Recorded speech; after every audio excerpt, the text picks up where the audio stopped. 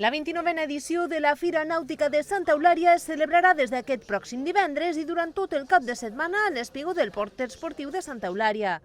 Aquest esdeveniment anual és una cita important per als amants de la nàutica i per als que volen conèixer les darreres novetats del sector, sense oblidar tampoc, segons l'alcaldessa Carme Ferrer, el respecte al medi ambient. Amb més força que mai, volent ser això, no? Un atractiu i per donar-se a conèixer tots els aspectes de novedat i també d'estima cap a aquest entorn que tenim privilegiat i que si el podem conèixer a través de totes les oportunitats que tenim, molt millor, no? A més, la 29a edició de la Fira Nàutica de Santa Eulària també oferirà una gran varietat d'activitats per a tots els públics, com activitats familiars, música en viu i una zona de food trucks. Són unes jornades que nutreixen a diferents sectors empresarials del municipi.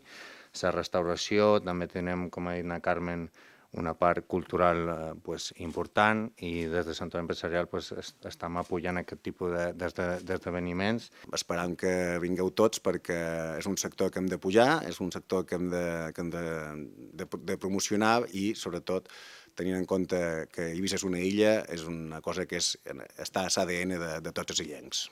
La fira seguirà l'espigó del Port Esportiu, una localització que es va estrenar l'any passat i que ha demostrat ser un espai perfecte per concentrar totes les activitats i expositors en un sol lloc.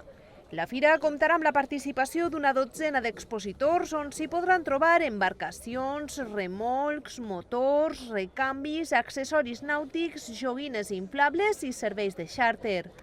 Les embarcacions de més de 10 metres estaran exposades a l'aigua del port. La inauguració serà divendres a les 12 del migdia i la fira estarà oberta des de les 11 del matí fins les 7 de la tarda durant els 3 dies.